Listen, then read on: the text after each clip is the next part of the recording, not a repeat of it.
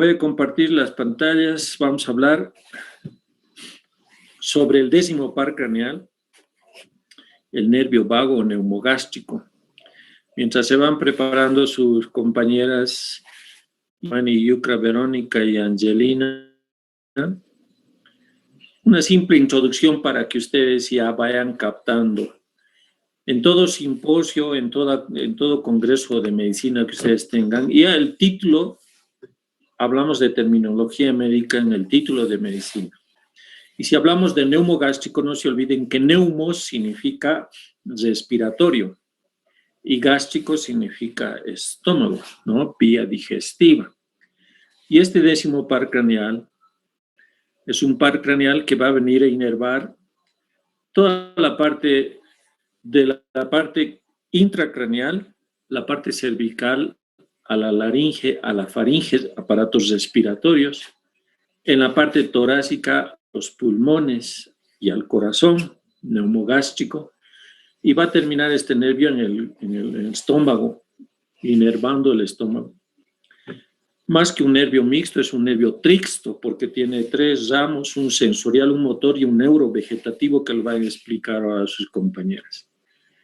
Por consiguiente, su trayecto es desde acá, desde el bulbo raquídeo hasta el estómago, su trayecto. Y van a recordar con todo lo que hable de relaciones del nervio neumogástrico, lo que ha hablado ya su compañera o sus compañeros al hablar de glosofaringio. Porque tiene el mismo trayecto, solo que es un poquito más largo, desciende hasta el estómago, por eso es el neumogástrico. Bueno, si está Dayan, Nazaret y Verónica, adelante. ¿Se prende el video, doctor? Sí, se ve todo. Ya. Más video de mí. Eso más, ¿verdad, doctor? Solo se ve la primera diapositiva del 10º par craneal, no se ve ningún video. El tuyo no se ve nada, no está prendido tu video. Ah, ya. Eso mismo quería aprender. Ahora sí se te ve. Otra vez te perdiste. Ya. Buenas tardes. Buenas tardes, doctor. Buenas tardes, compañeros. Nosotras vamos a explicar lo que es el 10º par craneal o neumogástrico. Por favor, la siguiente diapositiva. Comenzamos con la historia. El nombre vago primeramente fue acuñado por un doctor, un médico anatomista llamado Domenico de Marchetti. Este ha sido en el año 1626. Y se preguntarán ustedes el porqué del nombre. Pues bueno, se le puso este nombre al observar el amplio recorrido que realiza. O sea, este nervio va a controlar lo que son las funciones y actos involuntarios del cuerpo, como por ejemplo la respiración, la circulación y también los latidos del corazón, la frecuencia cardíaca. Más tarde, los españoles y los franceses prefirieron llamarlo nervio neumogástrico o cardioneumoentérico. ¿Por qué cardioneumoentérico? Porque se distribuye cardio por el corazón, neumo se distribuye por los pulmones y entérico por las vísceras abdominales. Siguiente. Bueno, ahora voy a explicar. El nervio vago es el más largo de todos los nervios craneales. Es aparte el encargado de controlar lo que es el sistema nervioso parasimpático y supervisa un gran número de funciones en nuestro cuerpo. Aparte, el nervio vago va a ser el que va a comunicar lo que son los impulsos sensoriales y motores a cada uno de los órganos del cuerpo. Para saber la importancia de este nervio, es que la mayoría de los controles del sistema parasimpático van a depender de este nervio. Y también algo impresionante es que más del 75% de las fibras parasimpáticas están contenidas en este mismo nervio. Es responsable, como dije anteriormente, de regular el control del corazón, de los pulmones, también están los músculos del cuello, el intestino delgado y el intestino grueso. Un dato importante y no menos No menos es importante. que este sistema parasimpático es, como ya sabemos, es una rama del sistema nervioso, ¿verdad? Y esta es la que nos va a permitir relajarnos y de la tensión, de las tareas cotidianas, y es la que nos va a permitir permanecer en calma, controlando lo que es la frecuencia respiratoria y la cardíaca. Ahora, el principal neurotransmisor que es utilizado por el nervio vago es la acetilcolina. Este tiene un efecto antiinflamatorio, lo que nos hace pensar, suponer que una de las funciones más importantes de este nervio vago es controlar el sistema inflamatorio. Ahora, comenzando, el nervio vago es un nervio mixto. ¿Qué quiere decir esto? Que es un nervio sensitivo, vegetativo, parasimpático y motor. Este nervio vago, como vemos en la imagen, nace del bulbo raquídeo, nace del tallo cerebral y llega hasta lo que es el ángulo esplénico del colon, como vemos en la segunda imagen, el ángulo esplénico del colon. Ahora, este nervio vago tiene 4 recorridos: un recorrido sensitivo, un recorrido motor, un recorrido vegetativo y un parasimpático. La siguiente imagen, por favor. Ahora, hablando del recorrido sensitivo, hablando del recorrido sensitivo, este va a inervar lo que es la región, como vemos en la primera imagen, esta región que es la región retroauricular del pabellón de la oreja. También va a inervar lo que es el conducto auditivo externo y va a inervar lo que es la mucosa de la mucosa de la laringofaringe. Y muy aparte de eso, también va a inervar lo que es el territorio sensitivo del sentido del gusto. Ahora, en su recorrido motor va a inervar lo que son, como vemos en la imagen, estos músculos que son el medio y el músculo nervio inferior de la faringe. Y también va a inervar lo que son los músculos de la laringe. Ahora, en el recorrido vegetativo, este nervio vago va a ir por lo que son los pulmones, también va a ir por el corazón y también por los nervios, por los grandes vasos y el tubo digestivo. Y este va a llegar hasta lo que es el colon ascendente. En la anterior imagen se veía que así es el colon y este es el colon ascendente. Bueno, continuando, finalmente ya está el recorrido parasimpático. En el recorrido parasimpático va a inervar lo que es la musculatura del esófago, del estómago, de la vesícula biliar y del tubo digestivo en general. La siguiente imagen, por favor. Ahí. Ya. El nervio vago tiene 2 orígenes, un origen real y otro aparente. Ahora, en el origen real, este se encuentra en los núcleos somático-motores y vegetativos y sensitivos. Ahora, en los núcleos somático-motores llamado origen motor, están las fibras motoras. Las fibras motoras principales van a nacer de lo que es el núcleo ambiguo, que se encuentra acá en la imagen. Núcleo ambiguo, está ahí. Ese es el núcleo ambiguo. De ahí salen las fibras motoras principales.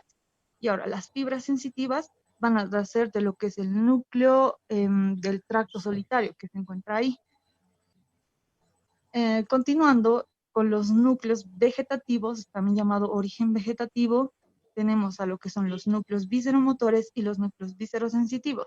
Estos se encuentran en la segunda imagen que vemos acá en color morado. Ahí se encuentran los núcleos vegetativos. Ahora, hablando de las fibras viscerosensitivas primero, estas se van a originar lo que es del bulbo y cerca del ala gris del núcleo dorsal del vago. En la siguiente imagen, por favor, se muestra el núcleo dorsal del vago. Acá está el núcleo dorsal del vago. De ahí se originan las fibras visceromotoras, ¿no? Ahora, esta lo que va a hacer es disminuir lo que es la frecuencia cardíaca. Ahora, esta actividad visceromotora también cumple una función muy importante, que cabe recalcar que también cumple una función secretora de las glándulas gástricas. Ahora, en las fibras viscerosensitivas se van a originar también del núcleo viscerosensitivo. Este núcleo viscerosensitivo va a estar por delante del dorsal. En esta imagen no se muestra, pero está por delante de este núcleo dorsal del vago. Está ahí, ahí está el núcleo viscerosensitivo. Y su actividad se va a extender hasta lo que son los pulmones. Principalmente es la que va a conducir las aferencias generadoras de los movimientos respiratorios. Ahora, en el origen sensitivo, una imagen, por favor, la siguiente.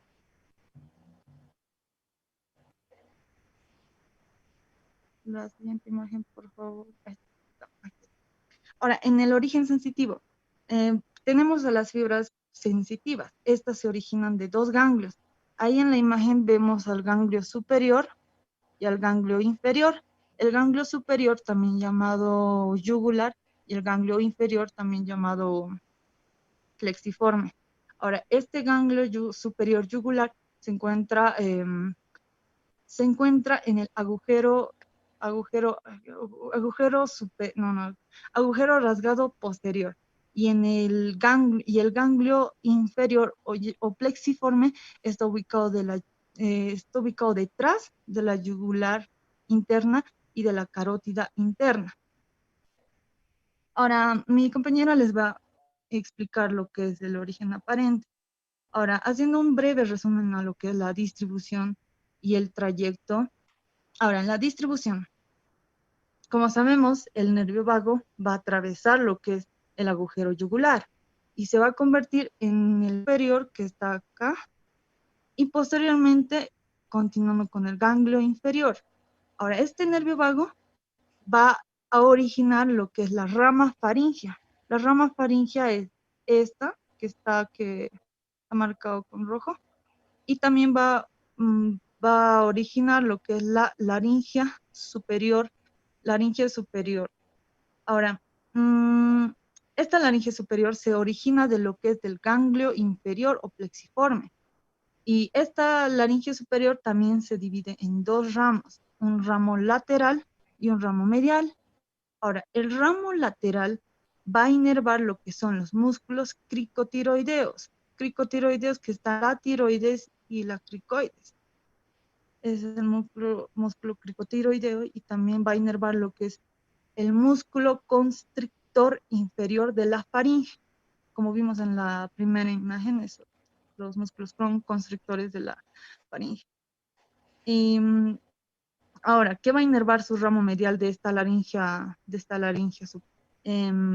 a inervar lo que es la mucosa de la mucosa laringea.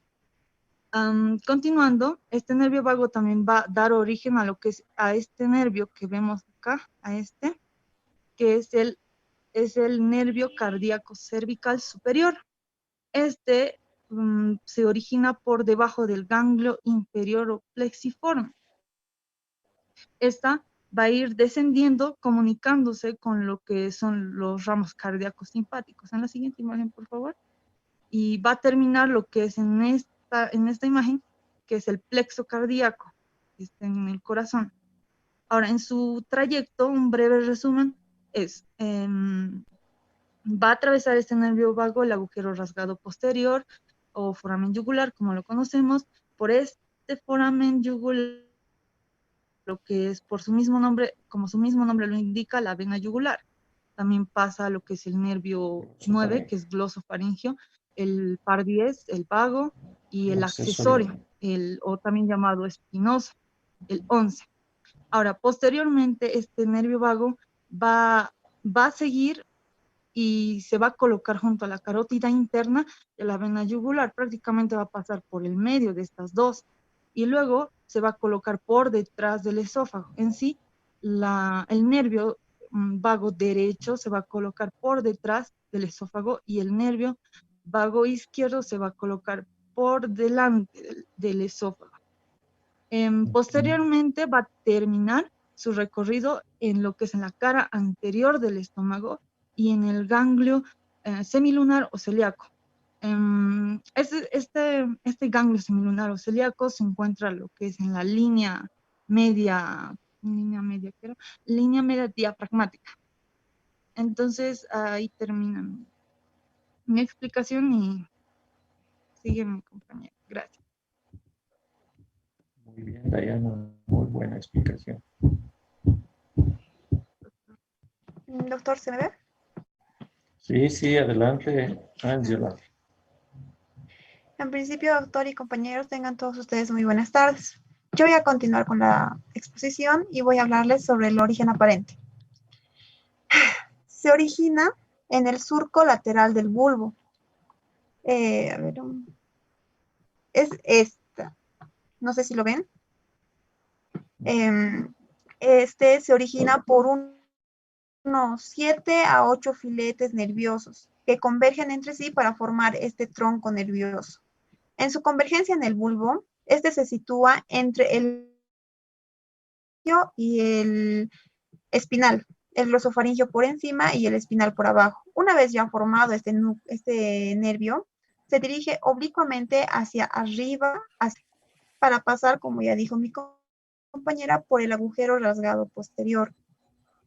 Una vez pasando este agujero, se dirige vertical y pasa por el cuello, pasa por la cavidad torácica, por el agujero o el orificio esofágico que se encuentra en el diafragma y termina en la cavidad abdominal.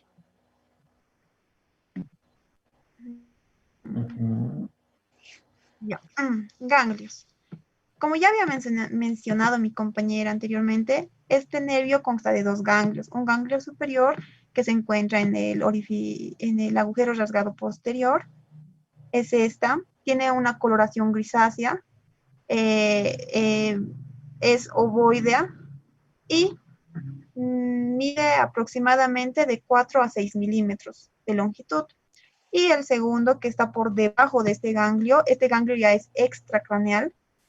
Tiene la forma de un huevo y a medida que va acercándose a sus extremos se hace un poco picuda. Su anchura, mide aproximadamente de 4 a 5 milímetros y la longitud es de 20 a 25 milímetros. Bueno, como ya había mencionado usted, doctor, y mi compañera, el recorrido de este nervio es extenso, se expande desde el bulbo hasta la cavidad torácica. Abdominal. Y en todo su trayecto va a ir soltando ramas, que los vamos a estudiar por secciones. Las ramas intracraneales, ramas cervicales, torácicas y abdominales. La rama intracraneal es el número de 1, solamente es el ramo meningio, que está señalado con la flechita, es esta, que este ramo es delgado y se expande del lado externo del ganglio superior o yugular. Este se dirige verticalmente hacia adentro por el agujero rasgado, ¿verdad? Hacia adentro del cráneo por la dura madre. Los ramos cervicales son 4, los nervios faringios, los nervios cardíacos superiores, nervios laringios superior y el nervio laringio inferior. El nervio faringio es este que está señalado con la flechita. Este nervio son generalmente en número de 2 y se desprende de la cara o de la parte externa del ganglio plexiforme y se llega a dirigir oblicuamente hacia abajo y hacia adelante. Pasa por la cara externa de la carótida interna y luego cruza la cara anterior de esta misma arteria para después llegar a la pared faríngea. Estos nervios ayudan a formar lo que es el plexo faríngeo, anastomosándose con las ramas faríngeas del nervio glosofaringio y del simpático. ramos cardíacos superiores. Los ramos cardíacos superiores se extienden por debajo del ganglio plexiforme. Son estas que están con flechita. Son generalmente en número de 2, pero a veces en número de 3. Estas se dirigen verticalmente y a nivel del callado aórtico ayudan a formar lo que es el plexo cardíaco, como ya había mencionado mi compañera, y también ayuda a formar lo que es el ganglio de Wisnik. El nervio laringio superior.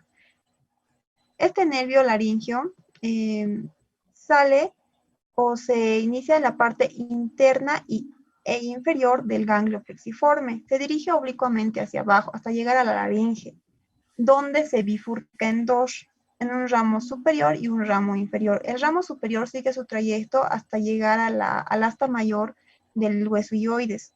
Llegando ahí, este se trifurca en 3 filetes, uno anterior, medio y posterior. El anterior se distribuye por la mucosa de la cara, por la mucosa de las dos caras de la epiglotis, y una porción se distribuye a la mucosa lingual media. Los filetes medios se distribuyen por los repliegues aritenoepiglóticos y por la mucosa que tapiza la porción subglótica. Los filetes inferiores se distribuyen por la porción de la mucosa faríngea. Este se anastomosa con un ramo ascendente del nervio laringio inferior, que ya posteriormente les voy a ir mostrando. Y llegan a formar lo que es un asa. Esa anastomosis forma un asa, que es el asa de Galeno. Nervios laringios inferiores o recurrente. Ay, perdón, doctor, me olvidé mencionar este nervio. Este nervio, que ya se nos dice que es el inferior, es también denominado nervio laringio externo. Es más delgado que el superior y se dirige oblicuamente hacia abajo, como lo podemos ver, y hacia adelante, donde se inserta en el músculo constrictor inferior de la faringe y el músculo cricotiroideo. Posteriormente... No se inserta. Está bien, los nervios no se insertan, sino inervan. Llegan a inervar, exacto. Posteriormente, termina en la mucosa de la porción subglótica. Ahora sí, los nervios laringios inferiores o recurrente. Como podemos ver en la imagen, estos son los nervios, tanto el nervio recurrente derecho como el izquierdo, tienen un origen diferente, es decir, a diferente altura.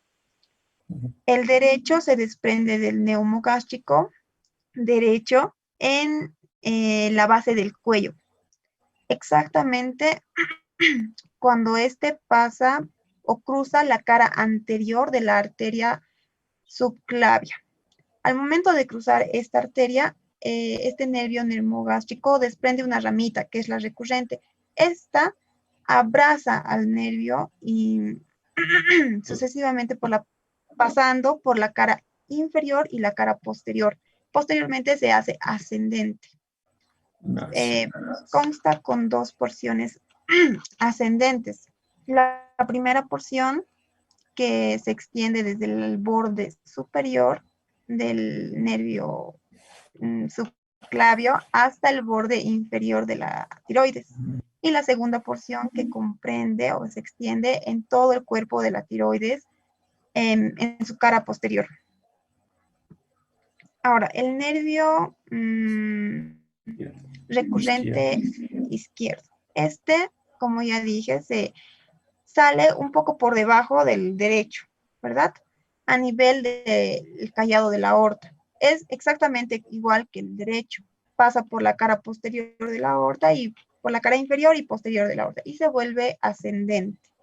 Tanto el nervio recurrente derecho como el izquierdo sueltan o dan ramas colaterales y terminales. La rama colateral es la rama cardíaca, que se desprende del asa que se forma al momento de abrazar a la arteria, tanto la subclavia y la aorta. Esta es el asa. Se desprenden ramas, que son las cardíacas. Estas ramas se dirigen oblicuamente hacia abajo y se llegan a perder en la base del corazón y en el plexo cardíaco. Por el desnivel que existe al origen, ¿verdad? Los ramos cardíacos derechos son mucho más largos que los izquierdos. Las ramas terminales. Las ramas terminales, llegan a la laringe. En el momento en que llega a la laringe, exactamente al cartílago cricoides, se llega a dividir en 5 ramas terminales. Una que es anastomótica y las otras 4 que son musculares. La anastomótica se sale de la recurrente en la parte inferior del canal cricotiroideo y se divide, y se dirige verticalmente para anastomosarse con la rama descendente de la laringe superior que ya había mencionado anteriormente y forman el asa de Galeno. Estas 4 ramas terminales que son musculares, como ya su nombre indica, se dirigen a músculos. Se dirigen a todos los músculos de la laringe, excepto a uno, que es el cricotiroideo, que ya está inervado por la laringe superior. Esa es pregunta de examen, por si acaso. Las ramas torácicas. Vamos a estudiar 3 ramos: ramos esofágicos, pulmonares y cardíacos torácicos. Los ramos pulmonares. Cuando el nervio neumogástrico cruza la cara posterior de los bronquios, emite numerosas ramas, anastomosándose. Estas ramas se anastomosan con ramas del simpático y forman plexos bronquiales y pulmonares. De cada plexo bronquial salen también numerosos ramos que se dirigen unos a la parte inferior de la tráquea. También da ramos esofágicos que se distribuyen por las diferentes túnicas de la porción media del esófago. Cardíacos que se distribuyen por la parte superior y posterior del pericardio. Y filetes pulmonares. Estos penetran en el pulmón por el hilio del pulmón y se distribuyen siguiendo las diferentes ramificaciones bronquiales. Los ramos esofágicos. En esta parte, el nervio neumogástrico da numerosos ramos, como los podemos ver en la imagen, numerosos ramos o filetes que se distribuyen a la vez por la mucosa y por la capa muscular del esófago. Los nervios cardíacos. Estos son similares a los nervios cardíacos cervicales. También ayudan a formar lo que es el plexo cardíaco y el ganglio de Weisberg. Ahora las ramas abdominales. Como bien sabemos, y como ya había mencionado mi compañera anteriormente, el neumogástrico izquierdo se hace anterior y el neumogástrico derecho se hace por pasar el orificio esofágico que se encuentra en el músculo diafragma. Ambos, tanto el izquierdo como el derecho, ya no se conducen igual, sino de manera diferente. Entonces lo vamos a estudiar uno por uno. Los neumogástricos izquierdos o inferior. Bueno. Anterior. Sí, perdón, anterior. Pasando el orificio esofágico del diafragma, este se sitúa en la parte anterior del esófago. Por debajo del segmento terminal del esófago, este nervio se hace oblicuo hacia la izquierda. A nivel del cardias, este se expande, se expansiona en una especie de lámina, una lámina nerviosa que es extendida y blanquecina. Esta lámina da ramos que se diferencian entre ramos gástricos y ramos hepáticos. Los ramos gástricos son alrededor de unos 4 a 6, que están dispuestos uno debajo de otro, como podemos verlos. Los ramos más superiores son delgados y pequeños. El primer ramo gástrico se dirige hacia el cardias, donde a ese nivel se bifurca en 2 y a veces en 3. Y estos ramitos se dirigen hacia la tuberosidad mayor del estómago, pero no lo llegan a alcanzar. Los otros ramos gástricos están dispuestos paralelamente y se disponen en la pared anterior, exactamente en la porción vertical del estómago. Y por último, un ramo que es voluminoso, acá lo podemos ver, es denominado el nervio principal anterior de la curvatura menor.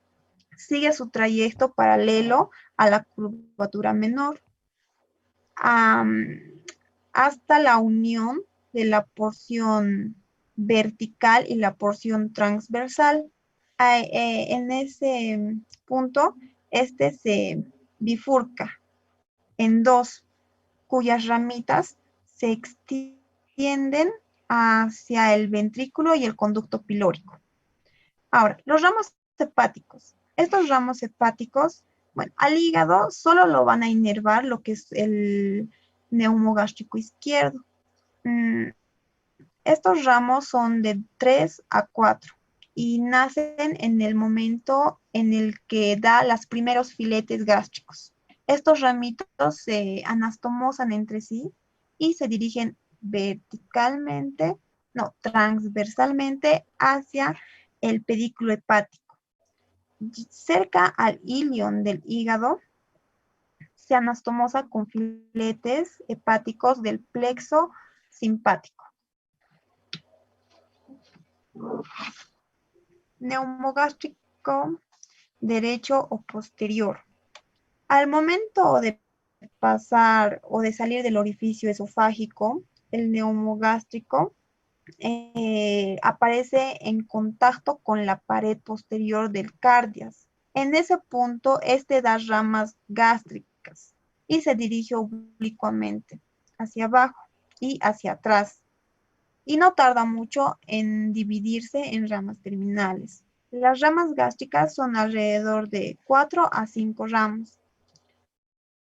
También están dispuestos uno debajo de otro, como en la parte anterior, ¿verdad? Bueno, a ver, este es el ramo más voluminoso y es súper importante. Se la denomina nervio principal posterior de la curvatura menor, que es homólogo al anterior, que ya había mencionado antes. Como ya les había dicho, al momento de dar sus ramos gástricos, no tarda mucho en dar sus ramos terminales. Estos ramitos muchas veces están separadas o a veces convergen, formando un ramo voluminoso. Llegan hasta el ganglio semilunar y posteriormente reciben por la parte externa un filete del esplánico mayor. Este, junto con el semilunar, el ganglio semilunar y el neumogástrico, forman lo que es un asa, que se denomina asa memorable de Wisberg. Gracias, Esa asa doctor. memorable de Weybridge también es pregunta de examen, por si acaso.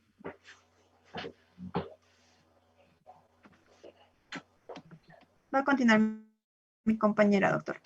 Adelante. Muy bien. Muy bien. Está Mamani Estrada Angelino, ¿no? Muy bien. Sí. Excelente exposición.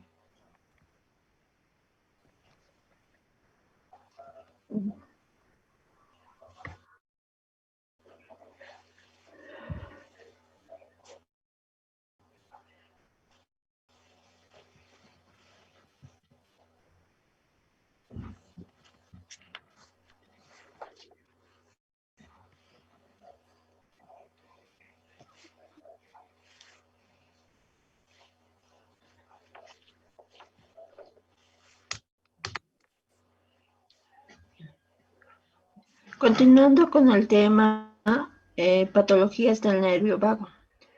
En las patologías del nervio vago están los trastornos del nervio vago. Está el síncope vasovagal. El síncope vasovagal se produce debido a una estimulación excesiva del nervio vago en el sistema nervioso parasimpático. Este malestar provoca una disminución brusca en el ritmo cardíaco y de la presión arterial. Por lo tanto, el oxígeno no llega de manera adecuada al cerebro, causando que la persona suele desmayarse. El síncope ocurre cuando te desmayas porque el cuerpo reacciona de manera desproporcionada a ciertos factores desencadenantes, como ver sangre o sentir mucha angustia emocional. También puede llamarse síncope neurocardiogénico. El factor que desencadena el síncope vasovagal hace que la frecuencia cardíaca y la presión arterial disminuyan abruptamente.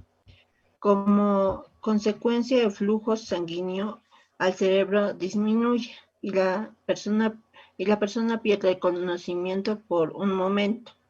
Sus síntomas más frecuentes pueden ser piel pálida, visión de túnel, náuseas, sensación de calor, sudor frío y húmedo, bostezos, visión borrosa. Sus causas más frecuentes es estar parado de pie varios tiempo, estar expuestos a un calor frecuente, ver sangre, someterse a una extracción de sangre. El tratamiento consiste en evitar los desencadenantes, pero en algunas ocasiones incluir uso de medicamentos o un marcapasos. Siguiente, Angie.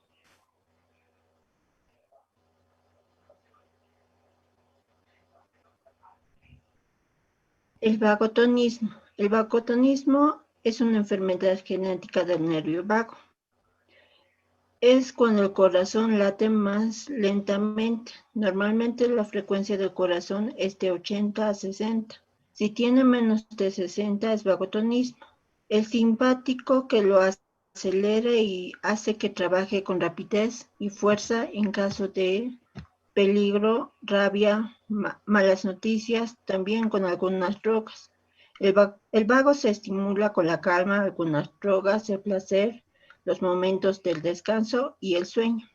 Su acción disminuye la frecuencia cardíaca. Cuando el corazón late más lentamente, se habla de vagotonismo. Lo normal de la frecuencia del corazón es de 80 a 60. Menos de 60 latidos por minuto se considera vagotonismo. Son las personas que suelen quedarse en sueños y mueren sin darse cuenta. Siguiente, Angie.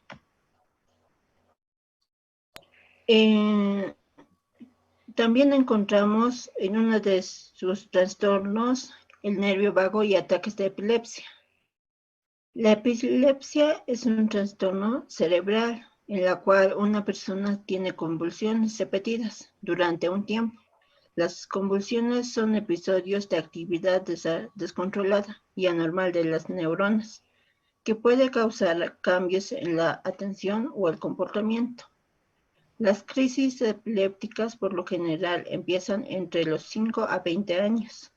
También hay una pequeña posibilidad de convulsiones en adultos mayores de 60. Pero las convulsiones epilépticas pueden suceder en cualquier edad. Puede haber un antecedente familiar también. Sus causas más comunes de la epilepsia son accidente cerebrovascular, demencia, lesión cerebral traumática, infecciones con absceso cerebral, problemas cerebrales presentes al nacer, tumor cerebral, vasos sanguíneos anormales en el cerebro, trastornos epilépticos congénitos. El tratamiento de la epilepsia suele ser tratada con medicamentos y en algunos casos cirugía, dispositivos o cambios de la dieta. Eso sería todo, doctor. Bueno, Muy doctor, bien. queríamos terminar la exposición con este bonito Adelante. pensamiento. A la cima no se llega superando a los demás, sino superándote a ti mismo. Esto quiere decir de que nosotros como estudiantes no debemos de estudiar o leer los libros para ganar a los demás. No debemos decir, él me gana, entonces voy a estudiar. No, tenemos que estudiar para que nosotros mismos nos lleguemos a superar día a día, para que en un futuro lleguemos a ser buenos médicos. Excelente, excelente. Y de eso se trata la universidad. La universidad ya no es ganarse por ganar, es empezar a saber, adquirir conocimientos para su vida profesional, porque ya de esto van a vivir ustedes, ¿no es cierto? Muy buena exposición. Nos vemos el día viernes a la misma hora y por el mismo canal. Buenas tardes, jóvenes. Buenas tardes, doctor.